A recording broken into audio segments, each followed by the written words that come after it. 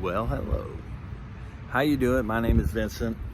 This is the Real Vinny Van channel. Thank you for clicking on this video.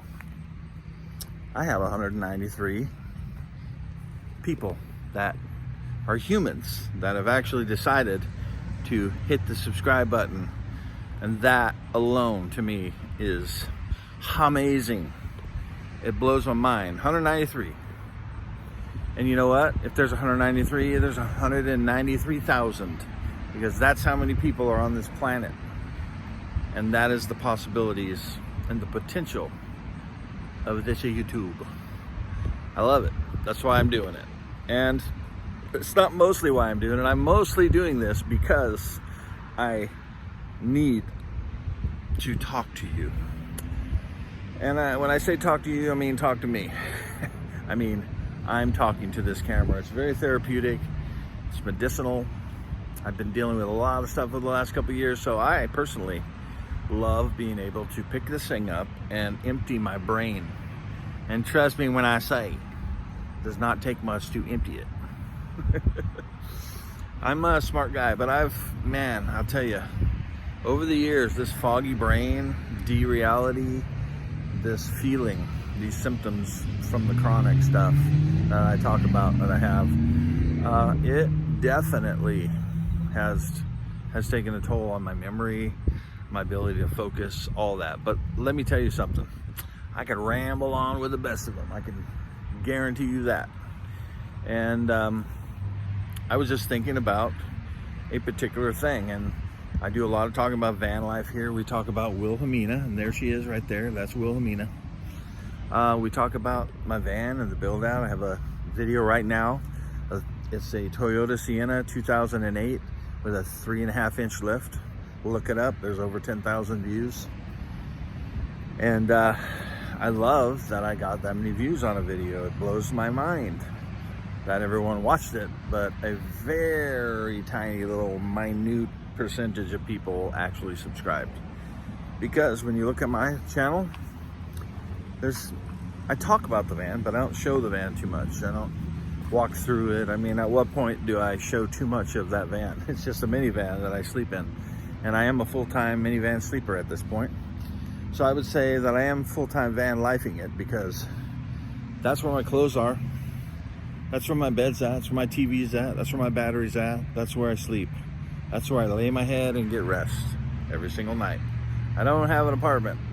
I do not have a house. I do not live with my parents or my friends or have a roommate. I do have a roommate. Her name is Rue, and she is a little strawberry brown min pin. And she has her own little crate. I could have said that differently and made it sound like a girlfriend, and made it sound like I make my girlfriend sleep in a crate, but it's just Rue, my dog. And so she's my roomie, the ride or die. And everywhere we go, there she is. I was just thinking about different kinds of van life. And where did van life start?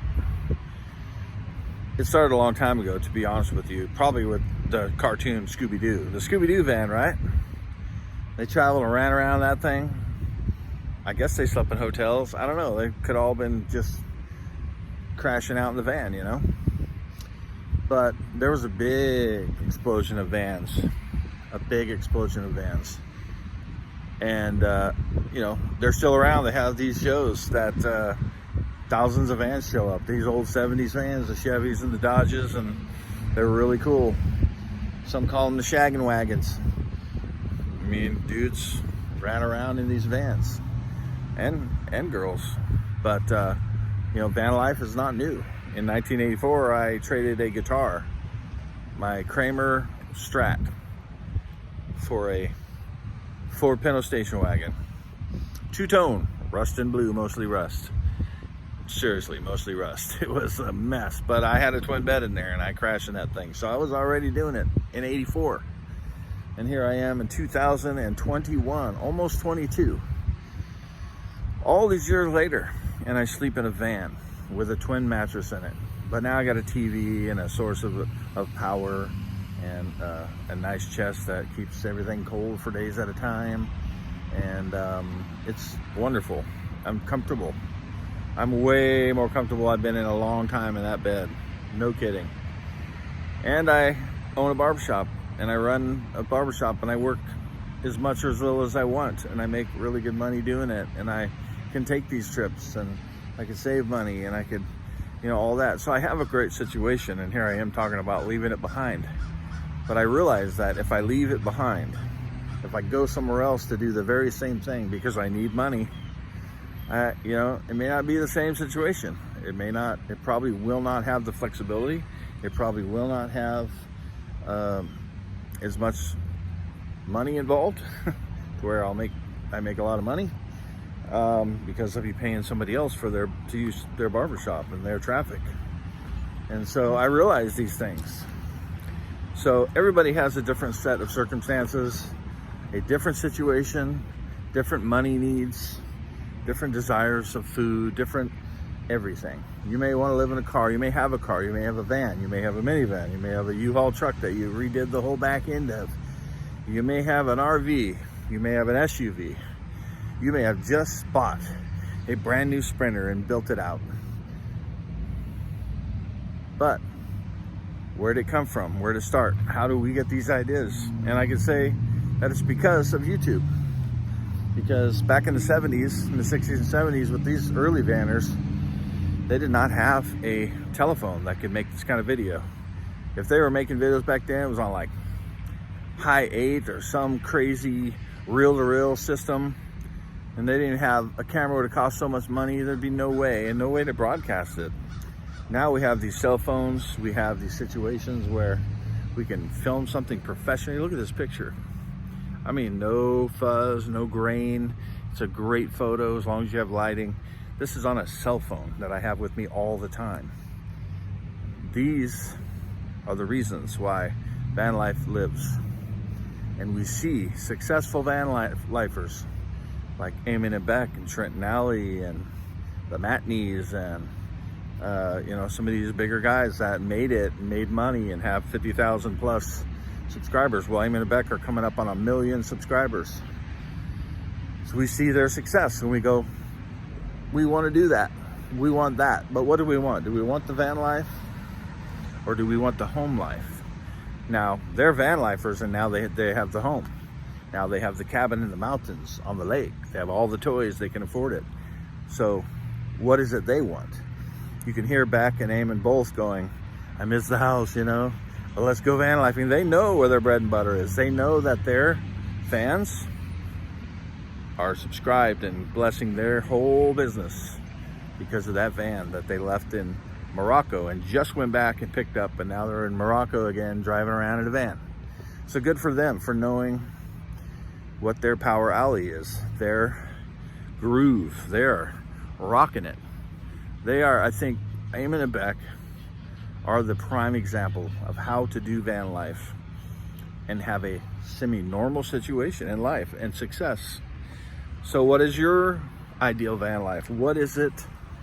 And what is the precise situation that you will need? Will you need a lot of money? Can you live off very little? Can you just eat ramen, top ramen, and like powdered Kool-Aid or something? Can you live off next to nothing? Do you want to go park in the desert and live off $300 a month sitting there not going anywhere because gas prices are so high? Or are you willing to spend the money? Do you have the money for all the gas it's going to take? That trip I was talking about taking to Boise, $900 to $1,000 just for gas to go to Boise from Texas. That's a lot of money for gas. That is a lot of money for one trip. That was over there and back with gas. So let's say I was van lifing full time and I decided just to go there. $400 to $500 in gas just to go there. And then what's next? What do I do after Boise? I still got to spend more gas money. I still got to have food money. I still got to pay my insurance. I still got to make sure my tires don't go flat and I can't afford another tire. I've got to understand that there are life bills and securities that we need to have in place. You're always going to need food. You're always going to need gas if you're driving. You're always going to need insurance if you're responsible. You're always going to have a certain thing. You're going to want to communicate. You probably got a cell phone you're doing your videos on. You're jamming around. You got to pay for your cell phone. So there is the life bills that everybody has, no matter what. But you can choose to do without a cell phone. You can choose to eat less food. You can choose to just drink water. You can choose to take baths in bathrooms, clean up in bathrooms and not have a gym membership. You can choose all that. You can choose to live in a car. You can choose to live in a Toyota Yaris like Katie Carney does. She does a very good job of it. She travels around. God bless her. I see that little car and she's living in a tiny little thing with all her clothes everywhere, and it's like, hey man, she's real. That's about as real as it gets right there. This girl can't be more than 5'2" to sleep in a Yari, maybe shorter. She can't be that tall, but she has a particular style of van lifing. She makes it work. I think she does some online work. She makes her own jewelry. You know, I follow these people. I see what they're doing. I see that there's van lifers out there that have a van bill. They finance the van. They built it out. They pay a monthly payment on a van. They pay full coverage insurance. They have to pay all the bills while they're out there. How is that happening? Without a successful YouTube channel, without a Patreon where your subscribers are paying you money. How does it happen? So we've got to be really methodical about this. We got to think about what we're doing, make the plan. Really be honest with yourself. What kind of van life can I do in my situation? Now, it would seem like I could do some great van life because I've got this job and the money, and I could if I'm taking trips and coming back to work. Taking trips, coming back to work, like what I'm doing right now. I still have the shop. When I get done with this little vacation for, 12 days or something, I'm back at it. So really, that's not the kind of van life that, let's say, Trent and Allie have. They're building their own house in the Utah mountains off of their YouTube income. But they built their YouTube income through full-time traveling van life. And it was a great story. They did a great job. They edit great videos. Allie is fantastic at it. Trent is one of the most talented and fully capable guys that I've ever seen. That's just a regular guy and can build houses and fix cars and all of it. He knows what's up. And he's good friends with Trent now, or Eamon and Beck. And you know, I've seen Eamon calling him on the phone for advice on a number of things while they were doing their house. So what is your kind of van life? You don't want to be stuck out in the middle of nowhere with a transmission that's gone out on you. You don't want to be somewhere and suddenly have no money for gas. You're going to run out of money at some point. So you got to figure, are you going to live in a van and work? Or are you going to take a chance and get out there and somehow work in your van, and while you're traveling down the road, you know, are you going to keep the car that you have? Are you going to upgrade? Are you going to pay a payment on a van or something that you feel like is what you want, worse than just keeping what you have? Because you can. If you have credit and a little money, you can go finance a van and build it out and then have that payment, but you'll have to work too. Or you'll have to have already a YouTube channel that's going. So for me, I don't have a YouTube channel that's going yet. 193 subscribers. If every one of those people gave, I don't know, $50, probably I'd be able to go. I don't know of the math, I'm just saying. But I'm not asking that. I'm at the very beginning of my YouTube career. And I'm talking into a camera. There's that guy, Timothy Ward. Great guy. This is what he does. He talks and he walks. And he's got, what, 30,000 subscribers? He's making enough money on YouTube to run around. He was working gigs and doing certain things, but now he's apparently putting his time into YouTube. He's gonna go big time. He's gonna take it bigger, gonna do different kind of content. Good for him. But a lot of people start right where I'm starting. And so that's what I wanted to talk about. I just wanted to bring up the fact that there are different kinds of van life situations, and we need to be aware of our situation and know exactly what we need before we go running off into the wilderness, finding ourselves stranded, having to call mom or dad or friends or somebody to bail us out because we didn't start right. That's kind of where I don't want to be. my sensibilities, my